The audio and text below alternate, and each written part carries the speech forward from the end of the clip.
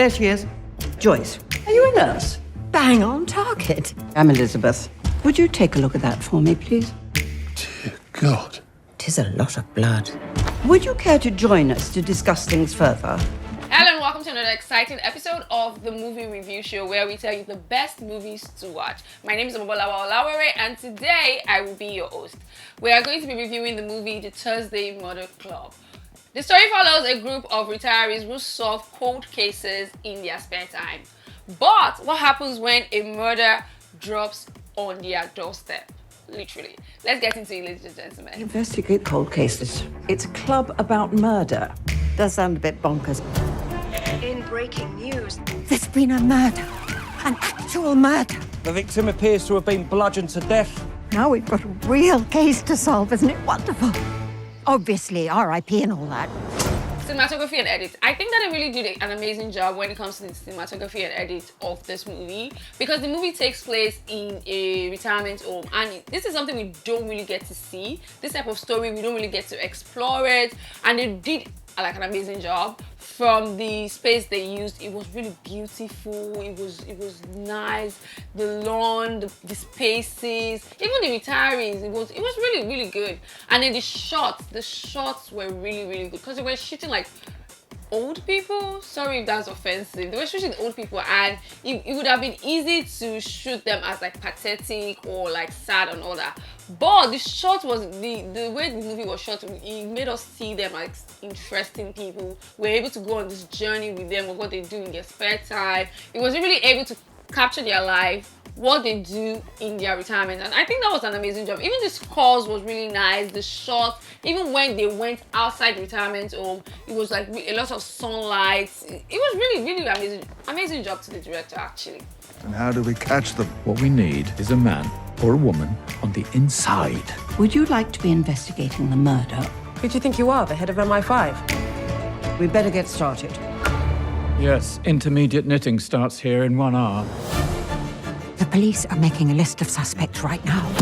So one thing that this movie had working for it in abundance was the stellar cast. The cast knew what they were doing. I mean, they had Ellen Mirren, they had Ron Pierceman, Ben Kingsley, and so many others. Well-seasoned actors that know how to show out and show up. Oh my, it was amazing. It was amazing. I mean, Ellen Mirren really stood out for me because, of course, she's Ellen Mirren.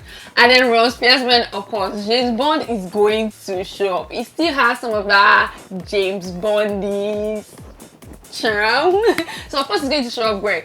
And two of them together, Ellen Mirren and Ron Pierceman together on camera, the chemistry was great. It was great. And some of the standout scenes that really stood out for me was just Ellen Mirren being Ellen Mirren. That witty English character was just amazing. I remember the scene on the bus where Ellen was with her friend, and Ellen was asking her friend what does WTF means.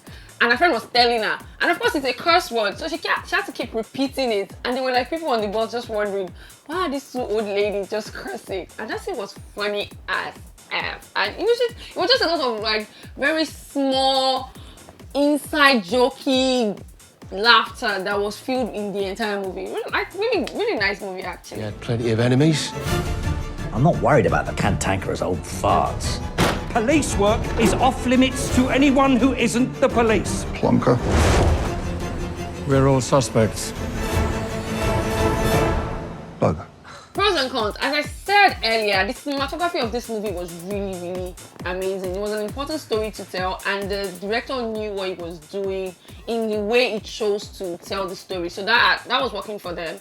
And also the characters, the cast was... The ensemble of the entire cast was amazing. Like, they knew what they were doing. They showed up and showed out. And it was just so good. And they all had like chemistry together. Like, they know how to like pick up where the other person left off. And that kind of real chemistry is very hard to come by. Especially in today's world, in 2025, where we know that our actors and actresses, they are not that well seasoned. They don't know how to like pick up cues from each other. So this was really amazing to see. This type of chemistry on the scene is really amazing to see.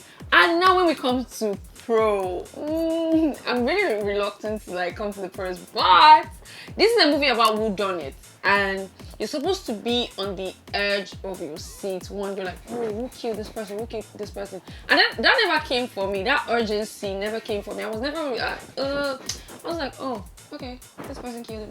I enjoyed the banter and the chemistry more. I was not really like, this is a mystery, it's a murder mystery. You're supposed to be on the edge of your seat. So you're supposed to be at the edge of your seat. It's a murder mystery. You're supposed to be wondering and trying to piece everything together, second guessing everyone. But that never came for me. I was enjoying more of the banter between the cast, the scenery, the chemistry, and all that. You are mixed up in dangerous things. Ooh, how exciting.